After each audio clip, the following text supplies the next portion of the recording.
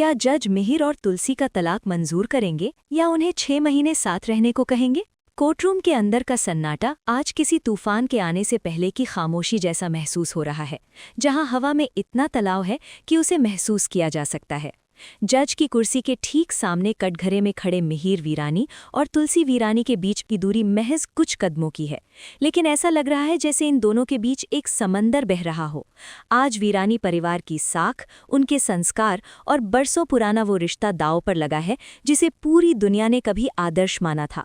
मेरे यानी पूजा के नज़रिए से अगर आप इस मंजर को देखें तो ये सिर्फ एक तलाक की अर्जी नहीं है, बल्कि ये दो विचारधाराओं का टकराव है जो आज इस अदालत की चारदीवारी में गूंजने वाला है। एक तरफ मिहिर है जिनके चेहरे पर एक अजीब सी बेचैनी है, वो बेचैनी जो हमने पिछले एपिसोड में आरती की शादी के दौरान भी देखी थी। और दूसरी तरफ तुलसी है जो बिल्कुल शांत है, जैसे कोई ठहरा हुआ पानी हो जिसकी गहराई को नापना किसी के बस की बात नहीं। वकील अपनी दलीलें पेश कर रहे हैं और हर दलील के साथ ड्रामा क्वीन पूजा के दर्शकों को ये साफ दिखाई दे रहा है कि मामला कितना पेचीदा हो चुका है। मिहिर के वकील ने जज के सामने उन कागजातों को रखा है जिनमें ये दावा किया गया है कि मिहिर और तुलसी पिछले कई सालों से अलग रह रहे हैं और अब इस रिश्ते में सुलह की कोई गुंजाइश नहीं बची है। लेकिन यहाँ कहानी में जो ट्विस्ट है वो कागजों पर नहीं बल्कि मिहिर की आंखों में लिखा है। जब वकील ये कह रहा था कि मेरे मुवक्किल अपनी जिंदगी में आगे बढ़ चुके हैं, ठीक उसी पल मिहिर की नज़रें तुलसी पर टिकी थीं। याद कीजिए वो सीन जब तुलसी ने आरती को मंडप में खड़े होकर अपनी इज्जत के लिए लड़ना सिखाया था। उस वक्त मिहिर दूर खड़ा सब देख रहा था। आज कोर्ट में खड़े होकर मिहिर के जहन में वही छवि घूम रही है। उसे एहसास हो रहा है कि जिस औरत से वो तलाक लेने आया है वो आज भी उतनी ही निडर और सही है जितनी बरसों पहले थी। ये जो कश्मकश मिहिर के चेहरे पर दिख रही है, यही इस एपिसोड का असली ड्रामा है। अदालत के पिछले हिस्से में बैठी नॉयना की हालत देखने लायक है। नॉयना जो अब तक खुद को मिहिर की अर्धांगिनी मानकर बैठी थी, आज उसके चेहरे पर डर साफ पढ़ा जा सकता है। उसे डर इस बात का नहीं है कि तलाक नहीं होगा, बल्कि डर इस बात का है कि मिहिर की चुप्पी कहीं कोई नया तूफान न खड़ा कर दे। नॉयना जानती है कि आरती वाले मामले में मिहिर ने तुलसी का पक्ष लिया था, भले ही मन में। और आज जब जज साहब ने चश्मा उतारकर मिहिर से सीधा सवाल पूछा कि क्या आप वाकई इस रिश्ते को खत्म करना चाहते हैं, तो पूरे कोर्ट रूम में पिन ड्रॉप साइलेंस हो गया। ये वो पल है जहां पूजा आपको बताना चाहती है कि स्क्रिप्ट राइटर ने बहुत ही चतुराई से खेल खेला है। मिहिर ने तुरंत हाँ नहीं कहा, वो एक पल के लिए रुका। उसकी वो एक पल की हिचकिचाहट ने नॉयना के दिल की धड़कनें बढ़ा दी हैं और उधर खड़ी मिताली और रणविजय के चेहरों पर हवाइयां उड़ने लगी हैं। रणविजय और मिताली जो वीरानी एम्पायर को हड़पने की फिराक में है, उनके लिए ये तलाक सिर्फ एक इमोशनल फैसला नहीं बल्कि बिजनेस डील है। अगर आज तुलसी और मिहिर अलग हो जाते हैं तो शांति निकेतन पर कब्जा करना उनके लिए आसान हो जाएगा, लेकिन तुलसी की खामोशी उन्हें परेशान कर रही है। तुलसी ने अब तक कोर्ट में एक शब्द नहीं बोला है। उसके वकील ने जब बोलने की कोशिश की तो तुलसी ने हाथ के इशारे से उसे रोक दिया। ये जेस्चर बताता है कि तुलसी आज किसी वकील के जरिए नहीं बल्कि अपनी मौजूदगी से ही अपनी लड़ाई लड़ रही है। वो मिहिर को ये एहसास दिलाना चाहती है कि ये फैसला सिर्फ कानून का नहीं बल्कि अंतरात्मा का है। आरती जो तुलसी के समर्थन में कोर्ट में मौजूद है, उसकी आंखों में तुलसी के लिए वही सम्मान है जो एक बेटी का माँ के लिए होता है। आरती का वहां होना मिहिर को बार बार याद दिला रहा है कि तुलसी ने समाज को जोड़ने का काम किया है, तोड़ने का नहीं। जज ने दोनों पक्षों की दलीलें सुनने के बाद जो टिप्पणी की, उसने पूरे मामले को पलट कर रख दिया है। जज ने कहा कि भारतीय कानून शादियों को तोड़ने में नहीं बल्कि जोड़ने में विश्वास रखता है, और मेरे सामने जो दो लोग खड़े हैं उनकी आंखों में मुझे नफरत नहीं बल्कि शिकायतें दिख रही हैं।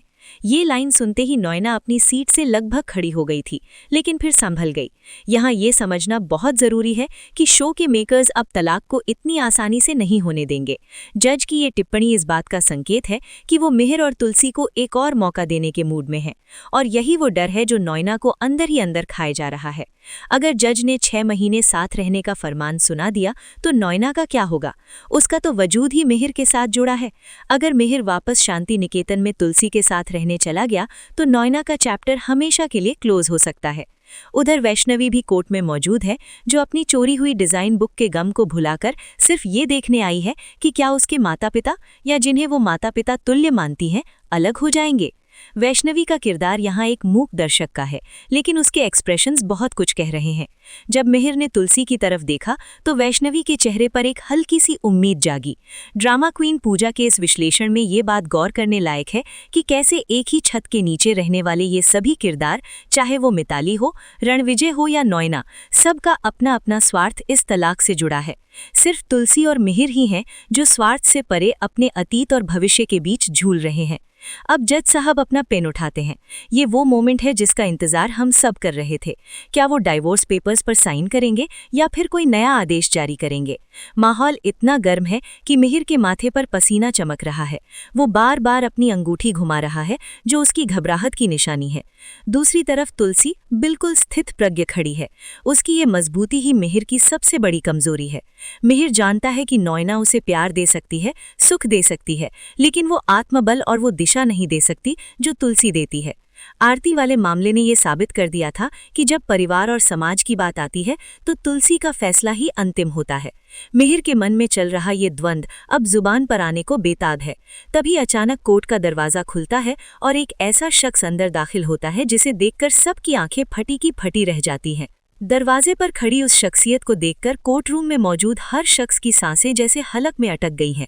धूल और रोशनी के उस मिले जुले साए से जो चेहरा बाहर आया वो कोई और नहीं बल्कि वीरानी परिवार का खून, मिहिर और तुलसी का बेटा गौतम वीरानी है। ड्रामा क्वीन पूजा के तौर पर मैं ये कह सकती हूँ कि गौतम की ये एंट्री ठीक उसी पल हुई है जब शो की टीआरपी अपने पीक पर थी। गौतम, जिसे हमने पिछले कई एपिसोड से गायब देखा था, आज अचानक एक काले कोट और चेहरे पर एक अजीब सी सख्ती लिए वहां खड़ा है। उसकी आंखों में वो गुस्सा और दर्द साफ दिख रहा है जो एक बिखरे हुए परिवार के बच्चे की आंखों में होता है। मिहिर, जो अब तक तलाक के पेपर्स पर साइन करने के लिए पेन उठाए खड़ा था, गौतम को देखते ही उसका हाथ कांप गया और पेन नीचे गिर गया। ये सिर्फ एक पेन का गिरना नहीं था, बल्कि मिहिर के उस इरादे का गिरना था जो उसने नॉयना के बहकावे में आकर बनाया था। गौतम ने कोर्ट के बीचों बीच चलते हुए जज साहब को नमन किया और बिना किसी वकील की मदद के कटघरे के पास आ गया। गौतम की मौजूदगी ने वहां की हवा का रुख बदल दिया है। उसने जज की तरफ देखकर कुछ ऐसा इशारा किया जो इशारा सिर्फ एक बेटा अपने माँ बाप के लिए कर सकता है। उसने शब्दों का इस्तेमाल किए बिना मिहिर को वो आईना दिखा दिया जिसे मिहिर पिछले कई सालों से अनदेखा कर रहा था। गौतम का आना रणविजय और मिताली के लिए किसी बुरे सपने से कम नहीं है। रणविजय, जो अभी तक अपनी जीत की मुस्कान लिए बैठा था, अब पसीने से तरबतर हो रहा है। उसे डर है कि गौतम कहीं उन राजों का पर्दाफाश न कर दे जो वीरानी इंडस्ट्रीज के काले खातों में छिपे हैं। लेकिन गौतम का मकसद आज परिवार है। उसने तुलसी की तरफ देखा और उस एक नजर में हजारों सवाल थे। माँ, आपने हार कैसे मान ली? तुलसी, जो अब तक पत्थर की मूरत बनी खड़ी थी, बेटे को देखकर उसकी आंखों की कोर गीली हो गई। ये इमोशनल कनेक्शन है दोस्तों, जो इस शो की जान है। गौतम ने वहां खड़े होकर किसी कानून की धारा की बात नहीं की, बल्कि वीरानी परिवार की उस परंपरा की याद दिलाई जो कहती है कि रिश्ते तोड़े नहीं जाते, निभाए जाते हैं। जज साहब, जो पहले से ही मिहिर और तुलसी के बीच के अनकहे प्रेम को महसूस कर रहे थे, गौतम के आने से और भी ज्यादा प्रभावित दिखे। उन्होंने फाइल बंद की और चश्मा उतारकर मेज पर रख दिया। ये इशारा था कि फैसला अब वकीलों की दलीलों पर नहीं बल्कि जज्बातों और संस्कारों पर होगा। जज ने बेहद गंभीर आवाज में अपना फैसला सुनाना शुरू किया, जिसे सुनकर नॉयना के पैरों तले जमीन खिसक गई। जज ने साफ शब्दों में कहा कि एक बेटा जब अपने माता पिता के रिश्ते को बचाने के लिए खड़ा हो तो कानून को भी एक मौका देना चाहिए। अदालत ने मिहिर और तुलसी के तलाक की अर्जी को खारिज तो नहीं किया, लेकिन उसे होल्ड पर डाल दिया। और फिर आया वो फरमान जिसने पूजा और आप सभी दर्शकों को चौंका दिया। जज ने आदेश दिया कि तलाक पर अंतिम मुहर लगने से पहले मिहिर और तुलसी को अगले 6 महीने एक ही छत के नीचे यानी शांति निकेतन में पति पत्नी की तरह नहीं बल्कि एक परिवार के रूप में बिताना होगा। ये कूलिंग ऑफ पीरियड वीरानी परिवार के लिए किसी ज्वालामुखी से कम नहीं है। ये फैसला सुनते ही कोर्ट रूम में कानाफूसी शुरू हो गई। नॉयना का चेहरा गुस्से से लाल हो चुका है। उसे लगा था कि आज वो मिहिर को हमेशा के लिए अपना बना लेगी, लेकिन कानून ने मिहिर को वापस तुलसी के पास उसी घर में भेज दिया जहां हर कोने में तुलसी की यादें बसी हैं। नॉयना जानती है कि शांति निकेतन की दीवारों में वो जादू है जो मिहिर को बदल सकता है। मिहिर भी इस फैसले से स्तब्ध है। उसे समझ नहीं आ रहा कि वो राहत महसूस करे या घबराहट। एक तरफ उसकी आजादी थी और दूसरी तरफ उसकी जिम्मेदारी। लेकिन जब उसने गौतम के चेहरे पर एक हल्की सी सुकून की लहर देखी तो उसने सर झुकाकर जज के फैसले को स्वीकार कर लिया। तुलसी के चेहरे पर कोई जीत का भाव नहीं था, बल्कि एक नई चुनौती की गंभीरता थी। वो जानती है कि मिहिर का वापस घर आना समस्याओं का अंत नहीं, बल्कि एक नए महाभारत की शुरुआत है। कोर्ट की कार्यवाही खत्म होते ही बाहर का नजारा देखने लायक था। मीडिया ने वीरानी परिवार को घेर लिया, लेकिन मिहिर बिना कुछ बोले अपनी कार की तरफ बढ़ा। यहाँ एक बहुत ही दिलचस्प सीन हुआ, जिसे पूजा ने बहुत ही बारीकी से नोटिस किया। नॉयना ने मिहिर का हाथ पकड़ने की कोशिश की, लेकिन मिहिर ने अनजाने में ही सही अपना हाथ खींच लिया और गौतम के कंधे पर हाथ रखकर आगे बढ़ गया। ये छोटा सा जेस्चर बताता है कि नॉयना की पकड़ मिहिर पर ढीली पड़ रही है। उधर रणविजय और मिताली एक कोने में खड़े होकर फुसफुसा रहे हैं। मिताली, जो पहले से ही वैष्णवी की डिजाइन बुक चोरी करने के डर में जी रही है, अब गौतम के आने से और भी डरी हुई है। उसे लगता है कि गौतम की जासूस जैसी नजरें उसकी चोरी पकड़ लेंगी। रणविजय उसे समझा रहा है कि अब खेल को और भी गंदा खेलना होगा, क्योंकि दुश्मन अब सिर्फ तुलसी नहीं, बल्कि उसका बेटा गौतम भी है। अब कहानी कोर्ट रूम से निकलकर सीधे शांति निकेतन के भव्य दरवाजे पर पहुंचती है। शाम का वक्त है और शांति निकेतन, जो पिछले कुछ समय से सूना पड़ा था, आज वहां हलचल है। पुरानी बा की तस्वीर पर टंगी माला हवा में हिल रही है, मानो वो भी अपने बेटे और बहू। रात का अंधेरा गहराने के साथ ही शांति निकेतन के अंदर का माहौल और भी ज्यादा रहस्यमयी और तनावपूर्ण हो गया है। डाइनिंग टेबल, जिसे वीरानी परिवार का सबसे अहम हिस्सा माना जाता है, आज वहां सन्नाटा ऐसा है कि चम्मच गिरने की आवाज भी बम धमाके जैसी लगे। ड्रामा क्वीन पूजा के नजरिए से देखें तो ये सिर्फ खाना खाने का वक्त नहीं, बल्कि शतरंज की बिसात बिछाने का वक्त है। पुराने जमाने में बा इस टेबल की हेड हुआ करती थी और उनके बाद ये जगह तुलसी की थी। लेकिन आज नज़ारा बदला हुआ है। जैसे ही डिनर का वक्त हुआ, नॉयना ने बड़ी चालाकी से तुलसी की उस कुर्सी की तरफ कदम बढ़ाया जो टेबल के शीर्ष पर है, यानी घर की मालकिन की कुर्सी। नॉयना का ये कदम सिर्फ बैठने के लिए नहीं था, बल्कि ये दिखाने के लिए था कि अब इस घर की पावर उसके हाथ में है। मिहिर ये देख रहा था। उसकी आंखों में एक अजीब सी कश्मकश थी। वो नॉयना को मना भी नहीं कर पा रहा था और तुलसी का अपमान भी नहीं देख पा रहा था। लेकिन तभी हमारी शेरनी तुलसी ने जो किया, उसने सबका दिल जीत लिया। तुलसी ने नॉयना को रोका नहीं, ना ही कोई तमाशा किया। वो चुपचाप साइड वाली कुर्सी पर जाकर बैठ गई और उसकी आंखों में वो भाव था जो कह रहा था, जगह कुर्सियों से नहीं, शख्सियत से बनती है। तुलसी का ये बड़प्पन नॉयना के गाल पर बिना हाथ लगाए एक तमाचा था।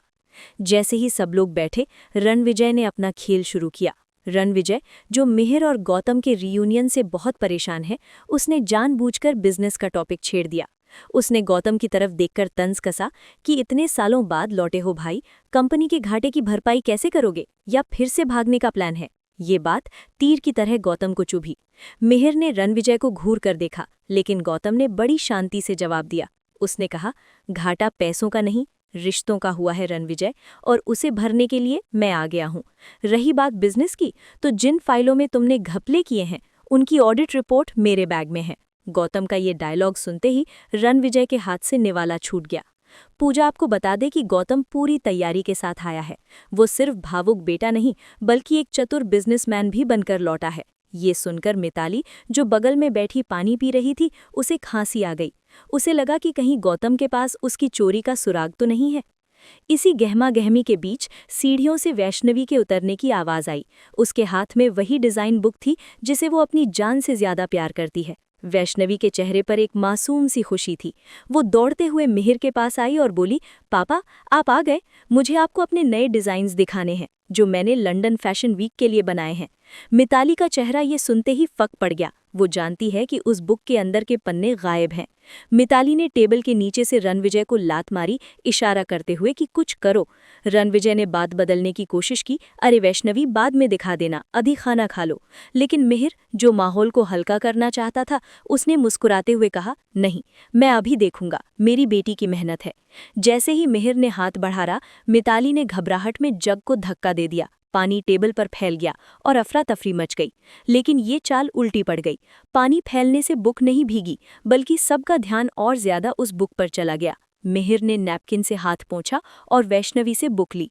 पूरे डाइनिंग रूम में सबकी सांसें थमी हुई थीं। मिताली भगवान से प्रार्थना कर रही थी कि भूकंप आ जाए। मिहिर ने जैसे ही बुक खोली और पन्ने पलटने शुरू किए, उसके चेहरे के भाव बदलने लगे। खुशी की जगह हैरानी ने ले ली। उसने पन्ने पलटे, फिर पलटे और अंत में बुक को टेबल पर रख दिया। बुक खाली थी। मुख्य डिजाइन्स के पन्ने वहां से फाड़ दिए गए थे और इतनी सफाई से फाड़े गए थे कि सिर्फ फटे हुए किनारों के निशान बचे थे। वैष्णवी ने जब ये देखा तो उसके पैरों तले जमीन खिसक गई। ये कैसे हो सकता है? मैंने कल रात ही सब पूरा किया था। वो रोने लगी। अब यहाँ नॉयना ने अपना जहर उगला। उसने बड़ा ही कड़वा कमेंट किया, अरे आजकल के बच्चों को जिम्मेदारी का एहसास ही नहीं है। शायद खुद ही कहीं रखकर भूल गई होगी या बनाया ही नहीं होगा, बस क्रेडिट लेने आ गई है। नॉयना का मकसद वैष्णवी को नीचा दिखाकर तुलसी की परवरिश पर सवाल उठाना था।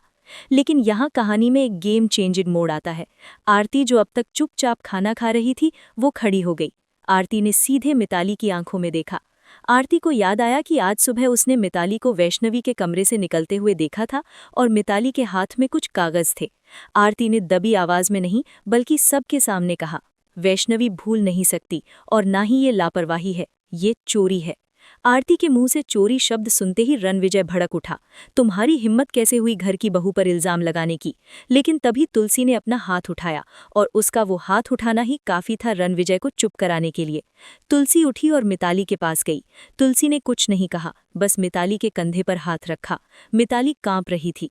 तुलसी की वो सास वाली छठी इंद्री बता रही थी कि दाल में काला नहीं, पूरी दाल ही काली है। तुलसी ने मिहिर की तरफ देखा और कहा, इस घर में चोरियां जेवरों की हुआ करती थीं, अब हुनर की भी होने लगी हैं। मिहिर, ये सिर्फ चंद पन्ने नहीं हैं, ये किसी के सपने हैं।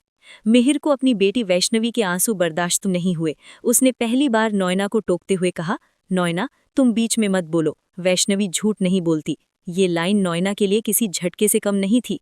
मिहिर ने उसका पक्ष नहीं लिया।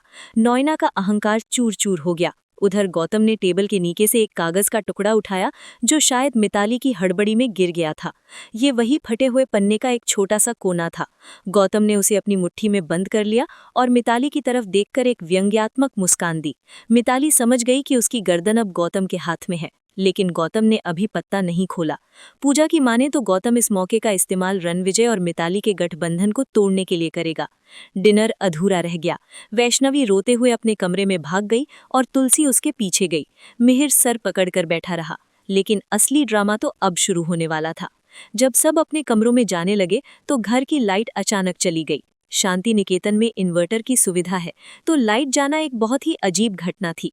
अंधेरे का फायदा उठाकर किसी ने मिहिर के कान में फुसफुसाया, ये तो बस शुरुआत है मिहिर वीरानी, तुम्हारा अतीत अभी तुम्हारे सामने आना बाकी है। जब लाइट आई तो मिहिर के पास कोई नहीं था, सिर्फ फर्श पर एक पुराने कंगन का टुकड़ा पड़ा था। वही कंगन जो सालों पहले मंदिरा पहनती थी। क्या ये किसी का मजाक है या सच में कोई पुराना दुश्मन घर में घुस आया है? मिहिर के पसीने छूट गए। क्या मंदिरा जिंदा है या रणविजय कोई दिमागी खेल रहा है? तुलसी, जो वैष्णवी को चुप कराकर वापस आ रही थी, उसने मिहिर को उस कंगन के टुकड़े को घूरते हुए देखा। दोनों की नजरें मिली। उस एक पल में दोनों को वो पुराना खौफ याद आ गया जिसने उनकी जिंदगी बर्बाद कर दी थी। नॉयना, जो दूर खड़ी ये देख रही थी, उसे समझ नहीं आ रहा कि मिहिर इतना डरा हुआ क्यों है। ये अनजाना डर अब नॉयना और मिहिर के बीच की दूरी को और बढ़ाएगा। और दोस्तों, एपिसोड के अंत में हमें दिखाया जाता है कि घर के बगीचे में घने पेड़ों के पीछे एक साया खड़ा है जो खिड़की से अंदर झांक रहा है। उसके हाथ में एक रिमोट है, शायद उसी ने लाइट काटी थी। और वो साया कोई और नहीं बल्कि सस्पेंस। अब रात के 2 बज चुके हैं। मिहिर को नींद नहीं आ रही। वो बैल्कनी में खड़ा है। तभी उसे तुलसी के कमरे से गाने की आवाज आती है, वही लोरी जो वो अपने बच्चों को सुनाती थी। मिहिर खिंचा चला जाता है उस आवाज की तरफ। क्या वो तुलसी के कमरे में जाएगा? और अगर गया तो क्या नॉयना उसे देख लेगी? ये रात शांति निकेतन की सबसे लंबी रात होने वाली है। मिहिर के कदम उस जानी पहचानी धुन की तरफ खिंचे चले जा रहे हैं। वो लोरी जो कभी शांति निकेतन की दीवारों में गूंजती थी, लल्ला लल्ला लोरी, आज बरसों बाद सुनाई दे रही है। मिहिर, जो अब तक अपने अहंकार और नॉयना के प्यार की आड़ में छुपा हुआ था, आज वो सिर्फ एक पिता है। वो धीरे से तुलसी के कमरे के दरवाजे पर पहुंचता है। दरवाजा हल्का सा खुला है। अंदर का नजारा देखकर मिहिर का दिल पसीज जाता है। वैष्णवी, जो अपनी डिजाइन बुक चोरी होने के गम में टूट चुकी थी, अब तुलसी की गोद में सर रखकर सो रही है। तुलसी उसका सर सहला रही है और उसकी आंखों से आंसू टपककर वैष्णवी के गालों पर गिर रहे हैं। ड्रामा क्वीन पूजा आपको बताना चाहती है कि ये सीन इस शो का टर्निंग पॉइंट है। मिहिर कमरे के अंदर नहीं जाता, बस चौखट पर खड़ा रहता है। उसे एहसास होता है कि नॉयना उसे खुशी दे सकती है, लेकिन जब औलाद पर मुसीबत आती है तो उसे सुकून सिर्फ माँ की गोद में मिलता है, और वो माँ तुलसी है। मिहिर का हाथ अनजाने में हवा में उठता है, जैसे वो तुलसी के आंसू पोंछना चाहता हो, लेकिन फिर वो रुक जाता है। वो अपनी हदों को जानता है। ये जो खामोश प्यार और मजबूरी का कॉम्बिनेशन है, यही इस शो को टीआरपी किंग बनाता है। लेकिन रुकिए, इस इमोशनल सीन में एक विलन की एंट्री जरूरी है। कॉरिडोर के अंधेरे कोने में खड़ी नॉयना ये सब देख रही है। उसकी मुट्ठी इतनी जोर से भिंची हुई है कि उसके नाखूनों से हथेलियों में निशान पड़ गए हैं। नॉयना को अब तक लग रहा था कि तुलसी उससे मिहिर को छीनने की कोशिश करेगी, लेकिन आज उसे समझ आ गया कि तुलसी को कोशिश करने की जरूरत ही नहीं है। मिहिर खुद ब खुद तुलसी की तरफ खिंचा चला जा रहा है। नॉयना की आंखों में अब डर नहीं, बल्कि इंतकाम की आग है। उसने मन ही मन फैसला कर लिया है कि अगर वो मिहिर के दिल में जगह नहीं बना सकती तो वो इस घर को ही जलाकर राख कर देगी। नॉयना वहां से दबे पांव वापस अपने कमरे में चली जाती है, लेकिन जाते जाते उसकी नजर उस साये पर पड़ती है जो बगीचे की तरफ भाग रहा था। नॉयना चौंक जाती है। क्या वो सच में कोई साया था या उसका वहम, या फिर नॉयना अब उस साये के साथ हाथ मिलाने वाली है? ये एक बड़ा सवाल है। अगली सुबह शांति निकेतन में सूरज तो निकलता है, लेकिन रोशनी के साथ साथ नए राज भी लेकर आता है। सुबह की आरती का वक्त है। बाकी जमाने से नियम था कि घर की बड़ी बहू आरती करेगी। रसोइये और बाकी स्टाफ मंदिर के पास जमा है। थाली सजा दी गई है। नॉयना आज जानबूझकर जल्दी नहा धोकर साली पहनकर तैयार है। वो चाहती है कि आज की आरती वो करे और सबको दिखा दे कि मिहिर की पत्नी वो है। जैसे ही वो थाली उठाने के लिए हाथ बढ़ाती है, एक मजबूत हाथ उसे रोक देता है। ये हाथ आरती का है, शो की नई लीड का। आरती नॉयना की आंखों में आंखें डालकर कहती है, माफ कीजिएगा, लेकिन इस घर के भगवान सिर्फ तुलसी को पहचानते हैं। दिखावे की भक्ति से भगवान नहीं जागते। माहौल गर्मा जाता है। नॉयना चिल्लाने ही वाली होती है कि पीछे से मिहिर और गौतम आ जाते हैं। मिहिर नॉयना को इशारे से पीछे हटने को कहता है। ये नॉयना के लिए दूसरी बड़ी हार है। तुलसी आती है और बिना किसी से कुछ कहे आरती शुरू करती है। जब शंख बजता है तो रणविजय और मिताली के चेहरों पर घबराहट साफ दिखाई देती है। उन्हें लग रहा है कि ये शंखनाद उनके पापों के अंत का ऐलान है। आरती के बाद नाश्ते की मेज पर एक और धमाका होता है। गौतम, ये पढ़ते ही मिहिर के पैरों तले जमीन खिसक जाती है। वो साड़ी मंदिरा की थी जो उसने सालों पहले एक एक्सीडेंट के दौरान पहनी थी। तुलसी उस साड़ी को पहचान लेती है। उसका चेहरा सफ़ेद पड़ जाता है। क्या मंदिरा जिंदा है या ये कोई बहुत भद्दा मजाक है? नॉयना उस नोट को छीन कर पड़ती है और चिल्लाती है, ये कौन है मंदिरा, और ये घर में क्या नाटक चल रहा है? तभी घर का लैंडलाइन फ़ोन बजता है। ट्रिंग ट्रिंग ट्रिंग ट्रिंग। कोई फ़ोन नहीं उठाता। अंत में गौतम फ़ोन उठाता है और स्पीकर पर डाल देता है। उधर से कोई आवाज़ नहीं आती, सिर्फ एक पुरानी हिंदी फिल्म का गाना बज रहा है, कहीं दीप जले कहीं दिल। और फिर एक पागलों जैसी हंसी सुनाई देती है और फ़ोन कट जाता है। ड्रामा क्वीन पूजा का एनालिसिस ये है कि ये हंसी रणविजय या मिताली की नहीं थी। ये कोई तीसरा खिलाड़ी है जो अब मैदान में उतर चुका है। मिहिर सोफे पर गिर पड़ता है। उसे पैनिक अटैक आने लगता है। तुलसी दौड़कर उसके पास जाती है और उसे पानी पिलाती है। नॉयना ये सब देखकर भी कुछ नहीं कर पाती क्योंकि वो खुद डरी हुई है। लेकिन इस अफरा तफरी में किसी ने ये नोटिस नहीं किया कि आरती, नई बहू की नज़रें उस कुरियर बॉय पर टिकी थीं जो अभी अभी बाहर गया है। आरती को उसकी चाल ढाल कुछ जानी पहचानी लगी। आरती चुपके से घर के पिछले दरवाजे से बाहर निकलती है उस आदमी का पीछा करने के लिए। सीन शिफ्ट होता है घर के बाहर। आरती उस कुरियर वाले का पीछा करते हुए एक पुरानी हवेली के खंडर तक पहुंचती है जो शांति निकेतन से कुछ ही दूर है। वो आदमी अंदर जाता है। आरती खिड़की से झांकती है और जो वो देखती है उससे उसके होश उड़ जाते हैं। अंदर वो आदमी अपने चेहरे से मास्क उतारता है और वो कोई कुरियर वाला नहीं, बल्कि अंश वीरानी, मिहिर और तुलसी का मरा हुआ बेटा जैसा दिखने वाला कोई शख्स है। या क्या वो अंश का हमशक्ल है या उसका बेटा? वो शख्स एक व्हीलचेयर पर बैठी औरत के सामने झुकता है। उस औरत का चेहरा हमें नहीं दिखाया जाता, सिर्फ उसके हाथ दिखते हैं जो उस कंगन के दूसरे टुकड़े को पहने हुए है जो मिहिर को घर में मिला था। वो औरत कांपती हुई आवाज में कहती है, शाबाश एकलव्य, खेल शुरू हो चुका है। इधर शांति निकेतन में पुलिस आ जाती है। रणविजय ने मौका देखकर गौतम को फंसाने के लिए पुलिस बुलाई है। इंस्पेक्टर कहता है, मिस्टर गौतम, हमें खबर मिली है कि आप विदेश में फ्रॉड करके यहाँ छुपे हैं। तुलसी, जो अभी मिहिर को संभाल रही थी, अब अपने बेटे के लिए शेरनी बनकर खड़ी हो जाती है। वो कहती है, मेरे बेटे को हाथ लगाने से पहले वारंट दिखाओ इंस्पेक्टर। लेकिन पुलिस गौतम को ले जाने लगती है। गौतम जाते जाते तुलसी से कहता है, माँ, घबराना मत, ये भी खेल का हिस्सा है। बस उस लाल साड़ी को संभाल कर रखना, उसमें राज छुपा है। एपिसोड का अंत एक बहुत ही धमाकेदार क्लिफहैंगर पर होता है। मिहिर अभी भी सदमे में है। गौतम पुलिस जीप में बैठा है और तुलसी उस जली हुई लाल साड़ी को तह कर रही है। तभी उसे साड़ी के पल्लू में कुछ सख्त चीज महसूस होती है। वो उसे खोलकर देखती है। उसके अंदर एक पेन ड्राइव छुपी है। तुलसी की आंखों में एक चमक आ जाती है।